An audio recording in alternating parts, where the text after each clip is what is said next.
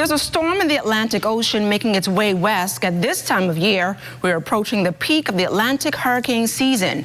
Our chief meteorologist, Basil Dean, leads us off tonight with a system that's now a tropical storm. Basil, what's the latest on this storm?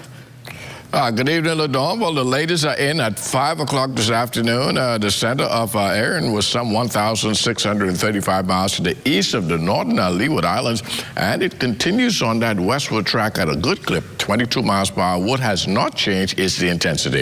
It's still packing winds of 45 miles per hour, and that will continue for the next 24 to 36 hours. It wouldn't be until about Thursday afternoon before we see it move into some warmer waters, and that is when we can have our first hurricane for the tropical cyclone season.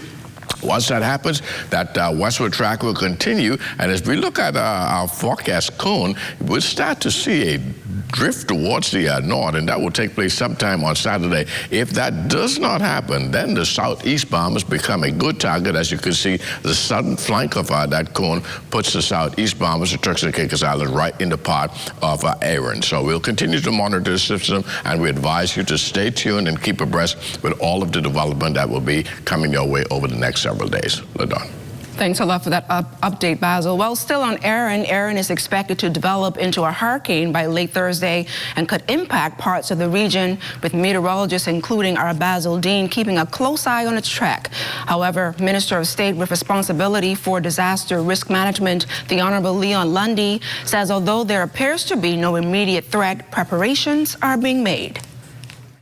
It isn't projected to come our way, but definitely we want to keep a close eye on it just in case it does some shift. But there's still outer bands that we're going to make sure that we prepare the eastern islands to make sure that they're watching and preparing for it.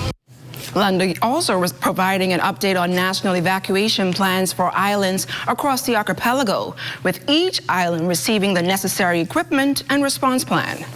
We have evacuation plans. We send that out to all the island administrators, and they're putting them in place now. We just actually recently signed all of the consultative committees throughout all of the islands, and we're doing training. We just actually came from that region doing some training. We did training in Abaco and also in Cat Island and Exuma. So we're going around and we're doing the training that's necessary.